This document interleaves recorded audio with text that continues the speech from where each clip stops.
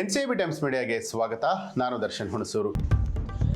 ಕದ್ದು ಮುಚ್ಚಿ ಜೈಲಿನಲ್ಲಿ ದರ್ಶನ್ ಭೇಟಿ, ಸಿಸಿಟಿವಿ ಕಣ್ತಪ್ಪಿಸಿ ಬ್ಯಾರಕ್ಗೆ ಹೋಗಿದ್ದು ಯಾರು?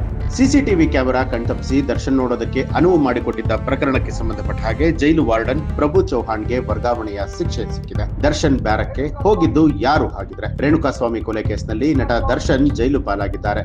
ಆರೋಪಿ ದರ್ಶನ್ ಸೆಲೆಬ್ರಿಟಿ ಆಗಿರುವಂತಹ ಕಾರಣ ಪ್ರತ್ಯೇಕ ಬ್ಯಾರಕ್ ನಲ್ಲಿ ಇರಿಸಲಾಗಿದೆ. ದರ್ಶನ್ ನೋಡೋದಕ್ಕೆ ಕೈದಿಗಳಷ್ಟೇ ಅಲ್ಲ, ಪೊಲೀಸ್ ಸಿಬ್ಬಂದಿಗಳು ಕೂಡ ಹರಸಾಹಸ ಪಟ್ಟಿದ್ದಾರೆ. ಸಿಸಿಟಿವಿ ಕ್ಯಾಮೆರಾ ಕಣ್ತಪ್ಪಿಸಿ ದರ್ಶನ್ ನೋಡೋದಕ್ಕೆ ಅನುವು ಮಾಡಿಕೊಟ್ಟಿದ್ದ ಪ್ರಕರಣಕ್ಕೆ ಸಂಬಂಧಪಟ್ಟ ಹಾಗೆ ಜೈಲು ವಾರ್ಡನ್ ಪ್ರಭು ಶಂಕರ್ಗೆ ವರ್ಗಾವಣೆಯ ಶಿಕ್ಷೆಯನ್ನ ಕೊಡಲಾಗಿದೆ.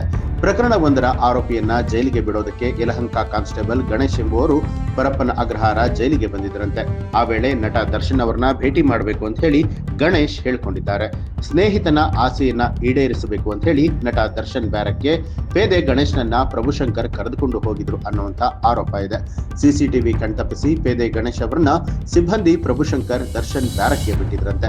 ವಿಚಾರ ಕಾರಾಗೃಹ ಡಿಜಿಪಿ ಅಲೋಕ್ ಕುಮಾರ್ ಅವರ ಗಮನಕ್ಕೆ ಬಂದಿದೆ. ಕೂಡಲೇ ಸಿಬ್ಬಂದಿಗಳ ವಿರುದ್ಧ ಕ್ರಮವನ್ನು ಕೈಗೊಂಡಿರುವಂತಹ ಡಿಜಿಪಿ ಅಲೋಕ್ ಕುಮಾರ್ ಅವರು ಪರಪ್ಪನ ಅಗ್ರಹಾರ ಜೈಲು ಸಿಬ್ಬಂದಿ ಪ್ರಭುಶಂಕರ್ ಅವರಿಗೆ ವರ್ಗಾವಣೆಯ ಶಿಕ್ಷೆಯನ್ನ ಕೊಟ್ಟಿರುವಂತದ್ದು.